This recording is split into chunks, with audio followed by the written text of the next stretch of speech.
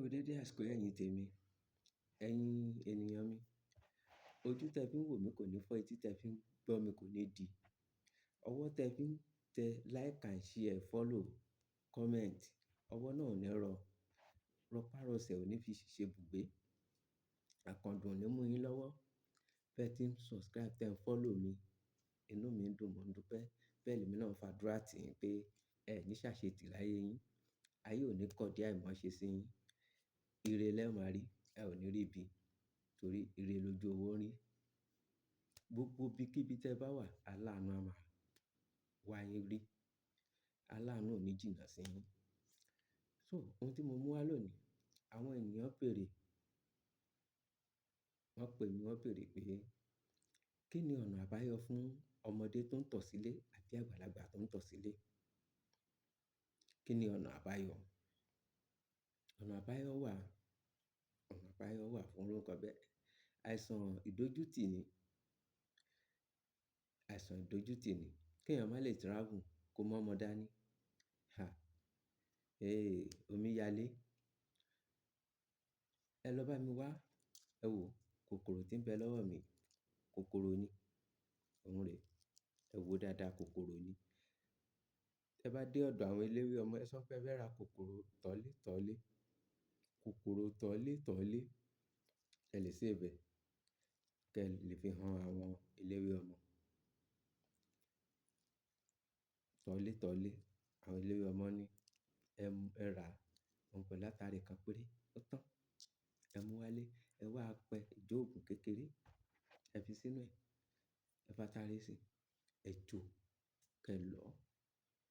Bá lọ kẹ dà síbi kan.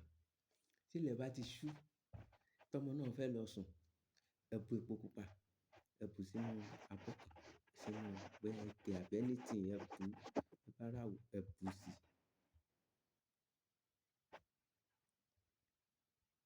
Kẹ wá bu, ẹ bu èyí sínú epo pupa.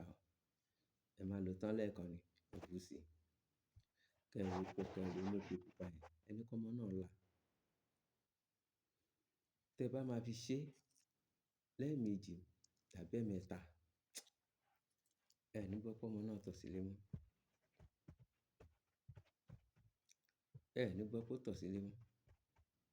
Kò ná yín lówó kan tó pọ̀ lọ rẹpẹtẹ, atare àti kíní yìí náà ni. Ẹ̀yin tí ẹ bá mọ̀ dáadáa, ẹ rí nínú oko, ẹ rí lára igi tàbí ó lè wà lára ilé nígbà mí. Ẹ̀yin tí ẹ bá dà mọ̀ kò need pé ẹ lọ rà, ẹ bá wọ inú oko ẹ rí. Ṣùgbọ́n ẹ̀yin tí, fún ẹ̀yin tí ẹ mọ̀, ẹ lọ sọ́dọ̀ àwọn eléwé ọmọ, kẹ lọ rà. Kò ju bẹ́ẹ̀ lọ. Kò ju bẹ́ẹ̀ lọ. Ẹ kú ojú lọ́nà fún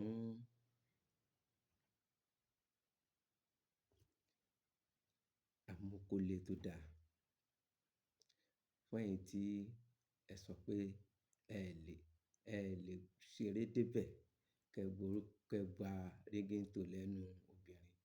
Ẹ kú ojú lọ́nà, mo ń mú bọ̀. Gẹ́gẹ́ bí ìṣe mi, ẹ má gbàgbé láti like, share, comment, ẹ subscribe, ẹ follow mi. Ojú ò ní tì yín. Ọwọ́ tẹ fi ń follow mi ò ní, ọwọ́ náà ò ní gé, kò ní rọ. Àkàndùn ò ní mú yín lọ́wọ́ náà bí mo ṣe máa ń sọ rọpárọsẹ̀ ò ní fi ọwọ́ òun ṣe ibùgbé. Bẹ́ẹ̀ ṣe ń subscribe, bẹ́ẹ̀ ṣe ń follow mi, Ọlọ́run ò ní fi yín lẹ̀. Ire lẹ máa rí. Torí ìdùnnú mi ni pé tí ẹ bá wà lálaàfíà, lẹ máa follow mi, lẹ máa rí àwọn iṣẹ́ tí mò ń ṣe, ibi kan ò ní ṣe yín. Ire o.